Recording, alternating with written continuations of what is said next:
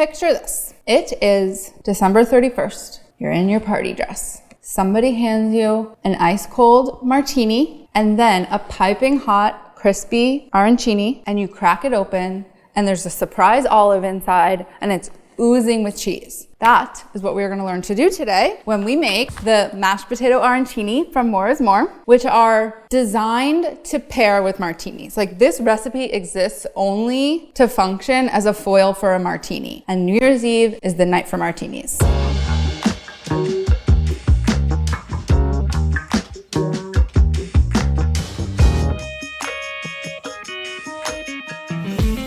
What is a mashed potato arancini? It's the same concept as a risotto arancini, which is a rice-filled fried ball, but instead of rice, we're using mashed potatoes. The rest of the process is pretty much the same. It gets stuffed with cheese, breaded in panko, and then deep fried. And then you crack into it, you get the cheese ball. The first thing we're gonna do is cook our potatoes. I have 4 Yukon Gold potatoes, which I am peeling and cutting in half, and we're gonna boil in water just the way you would make mashed potatoes. Something to know is that, oh no! Ooh! A $10,000 camera did not just fall off of its tripod. No, not at all, not in this house. Okay, so as any potato recipe will have you start, you peel the potatoes. Okay, so we've got our potatoes, 4 of them, Yukon Golds. We're cutting them in half, going in a medium pot. They are getting absolutely covered in salt. And then we are covering them with cold water. Just enough to cover them by like a ½ inch or so, maybe an inch. And then we're just going to simmer these pups till tender. Okay, so we're gonna check for doneness. You want the tines of a fork to easily enter, which they do, and that means they're done. So now we're gonna drain. That's what a drained potato looks like. These have cooled a bit, and we're gonna move on to the mashed potato mixture portion of this recipe. You wanna do this while the potatoes are still warm-ish. When they're cold, they're a little bit harder to work with. We got our olive oil, and I'm just gonna cover these in a bunch of olive oil, a couple big glugs, just to get them nice and lubed. And then I'm mashing with a fork. So these are rustic arancini. We're just making a straight up rustico olive oil mashed potato here. So keep mashing and just keep lubing them up. Just a nice little bit of olive oil. And then we're gonna season this mixture with salt if it needs it. Remember, we put a bunch of salt in there to begin with, but as always, we gotta taste and see. What do you know, they need salt. Okay, so we've got our mashed potato mixture. To that, we are adding some olives. So I'm gonna take a big handful of Castelvetrano olives. These are my preferred martini olives. If you prefer a different type of olive in your martini, then that's what you should choose, because these are meant to pair with whatever martini you're making. I reserved 16 olives and then chopped the rest. The 16 whole olives are gonna get stuffed inside the arancini, and then these ones are becoming part of the mashed potato mixture so that we have olive flavor, brininess through and through. Then I'm going to zest about half of this lemon. I'm squeezing in the juice of the entire lemon.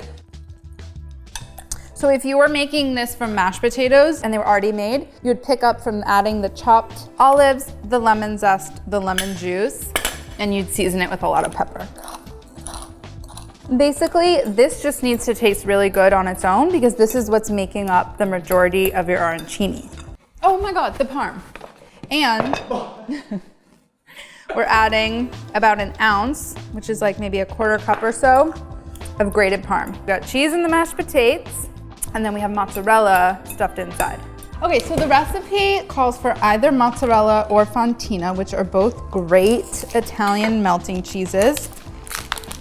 Mozzarella is like slightly milder. You're just going to cut into 3/4 inch-ish cubes, and those are getting stuffed inside. So I'll do some with fontina and some with mozz, just because why not? Step 3, stuff the arancini.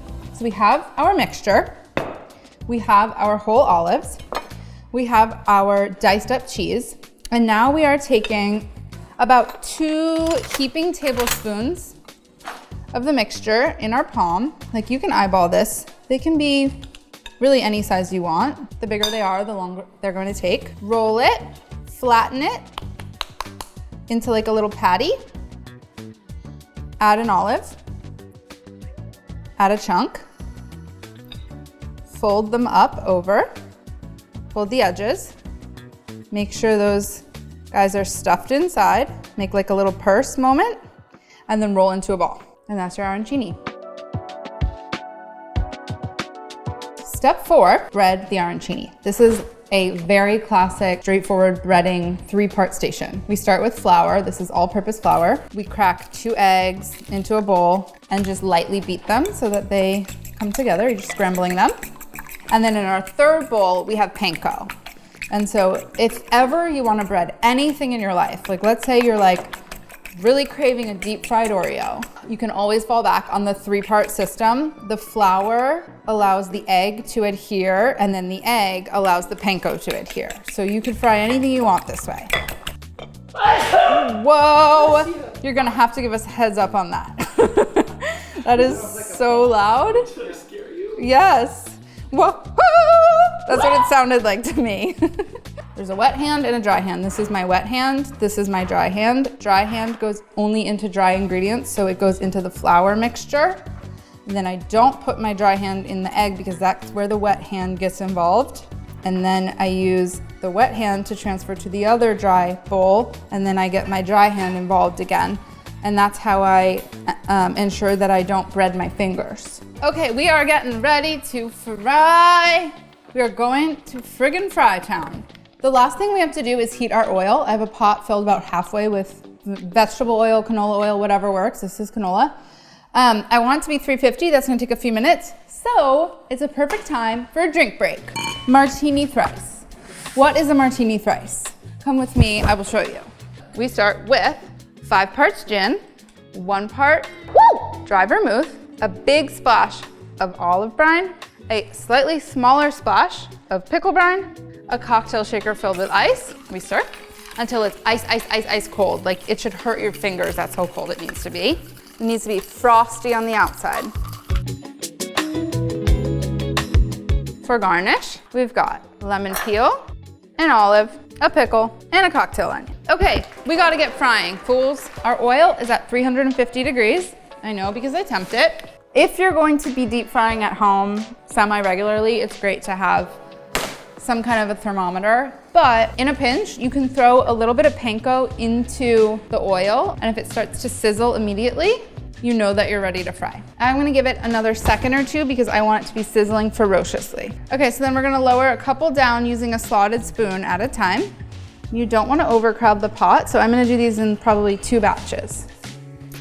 These are gonna take like 4, 5, maybe 6 minutes, and you don't wanna pull them too early because we wanna make sure that the center is really molten and hot. So you can even use a toothpick and stick it inside and feel how hot it is when it comes out, or see if any steam comes out.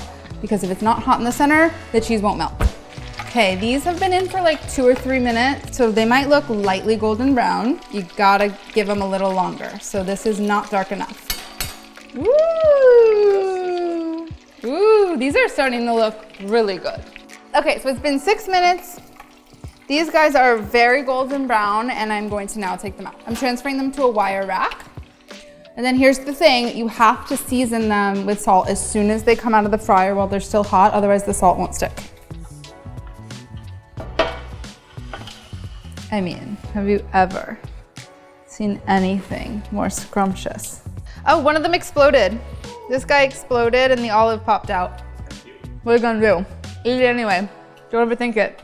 Okay, it's not New Year's Eve right now, but it feels like it is because I have a martini in one hand and I have an arancini in the other hand. Oh my gosh, they rhyme, martini, arancini. And we're gonna crack in and see what good work we have done today. Yeah, yeah. And that is what we are talking about, my friends. The inside is so fluffy. It's fluffy mashed potatoes bound in crispy, crunchy breadcrumbs, stuffed with cheese and olives.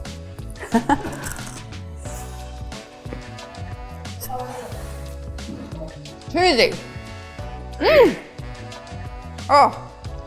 If you are scared of making risotto, or you are overwhelmed by the fact that you have to stir it for 40 minutes and then turn it into arancini, which is annoying, these are the arancini for you. If you drink martini, these are the arancini for you. If you with olives, these are the arancinis. These are the arancinis for you. If you've never deep fried at home, these are the arancini for you.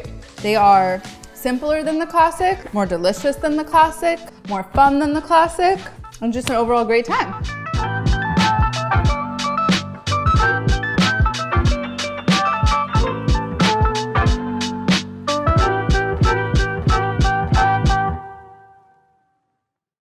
Jammy Dodger, Jammy Dodger, oh, that's hard. Jammy Dodger, Jammy Dodger. Oh my God. Jammy Dodger, Jammy Dodger. I can't even say it twice. It's really hard. Jammy Dodger, Jammy Dodger, Jammy. Oh my God, I can't do it. Jammy Dodger, Jammy Dodger. A spider.